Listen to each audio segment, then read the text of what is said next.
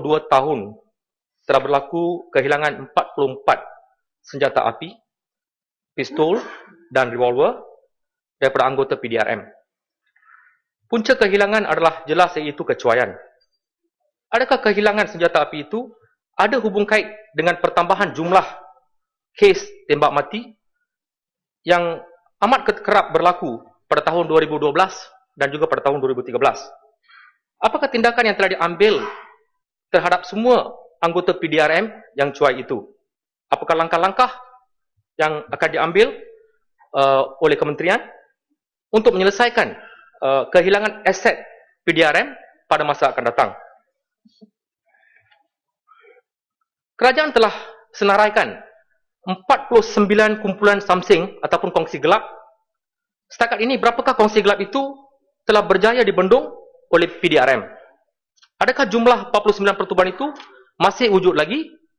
Sudah berkurangan atau sudah bertambah? Berapakah jumlah anggota kongsi gelap yang telah ditangkap dan dihukum sejak Januari 2013?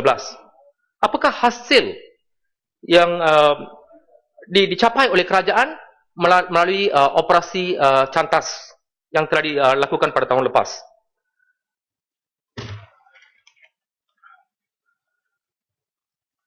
Pada tahun 2013, PDRM telah membuat temuduga 5,900 calon konstabel wanita. Berapakah yang di antara mereka telah dipilih untuk menjalani latihan? Ini adalah penting untuk meningkatkan penglibatan kaum wanita dalam PDRM. Pada masa ini, hanya 10.4% adalah dari kalangan wanita yang menjadi anggota polis. Butiran 04000. Saya mohon Menteri menyatakan kos pengoperasian yang ditanggung oleh kerajaan untuk Jabatan Sukarelawan Malaysia. Apakah bentuk-bentuk tanggungan kerajaan untuk jabatan ini? Berapakah allowance yang dibayar bagi 2.88 juta anggota rela ini? Adakah allowance ini mencukupi atau kerajaan mempunyai cadangan untuk menaikkan allowance mereka? Jika ya, apakah kuantumnya? Butiran 21000. Pasukan PDRM perlu memberi perkhidmatan yang berkualiti dalam menjaga ketenteraman dan keselamatan rakyat. Untuk itu, mereka memerlukan kelengkapan dan senjata yang kemas kini. Apakah jenis senjata api yang digunakan oleh anggota PDRM biasa dan anggota yang menjalankan tugas-tugas yang khas? Dari manakah senjata api itu dibeli? Berapakah kos pembelian satu unit senjata api mengikut jenis yang dibeli? Adakah senjata api yang digunakan adalah setanding dengan negara-negara di peringkat antarabangsa? Butiran 57000. Hanya 47% daripada jumlah lokap yang ada dilengkapi dengan kamera litar tertutup CCTV. 53% daripada lokap masih tidak mempunyai CCTV. Adakah kerajaan akan memasang semua lokap dengan CCTV pada tahun ini? Adakah langkah-langkah yang telah diambil oleh kerajaan supaya CCTV yang dipasang aktif digunakan setiap masa? Berapakah jumlah bilik soal siasat yang masih tidak dilengkapi dengan CCTV di negara kita? Apakah kerajaan berhasrat untuk mencapai 100% penggunaan CCTV di semua bilik soal siasat di negara kita? Berbalik kepada operasi cantas. Dalam operasi cantas yang dilakukan pada 17 Ogos 2013 hingga 21 Oktober 2013, sebanyak 20,980 orang telah ditangkap dan 584 senjata api dan senjata berbahaya telah dirampas. Adakah kerajaan berhasrat untuk membuat operasi yang sama pada tahun ini untuk membendung jenayah? Hasil daripada operasi cantas yang dilakukan pada tahun lepas, 378 kes siasatan telah dibuka di bawah Akta Pertubuhan 1966, 69 kes di bawah Akta Pencegahan Jenayah 1959 dan 144 kes siasatan telah dibuka di bawah Kesalahan Senjata Api dan Senjata Berjadual. Daripada jumlah ini, berapakah telah dituduh di mahkamah?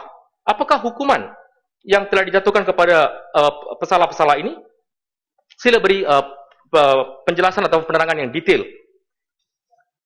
Butiran 24000. masalah mat rempit. Hanya 449 tangkapan dibuat pada tahun 2011. Pada tahun 2012, pula hanya 139 kes ditangkap. Berapakah jumlah kes tangkapan mat rempit pada tahun 2013? Saya merasakan jumlah tangkapan adalah terlalu sedikit berbanding dengan masalah sebenar di luar. Ratusan motosikal dan orang awam boleh berkumpul di satu tempat untuk melihat lumba haram, tetapi pihak polis tidak mengetahui perkara ini. Saya rasa cukup hairan kenapa tidak boleh tahu tempat dan bila lumba haram ini dilakukan. Sedangkan semua aktiviti-aktiviti yang dilakukan oleh pihak pembangkang boleh dikesan dan diketahui oleh Special Branch Police. Kenapa aktiviti mat rempit ini tidak boleh dikesan? Apakah ini disebabkan oleh PDRM, kekurangan alat-alat bantuan teknik untuk mengesan aktiviti-aktiviti ini, ataupun sengaja diabaikan?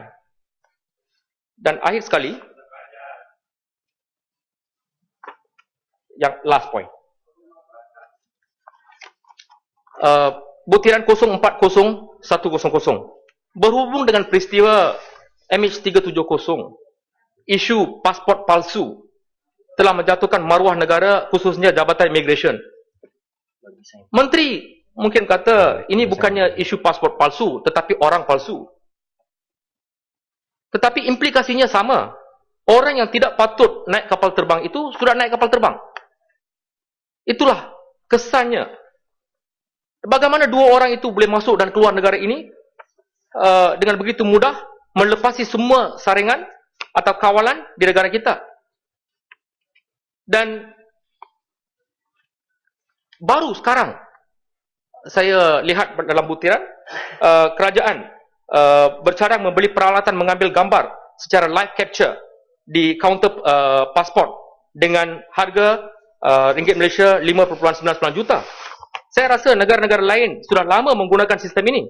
Adakah kerajaan mengaku kelemahan dalam pengurusan dalam hal ini? Itu saja. Terima kasih, pengurusi. Yang Mat Tanjung selepas tu menteri boleh jawab. Nak berucap tak bangun pun.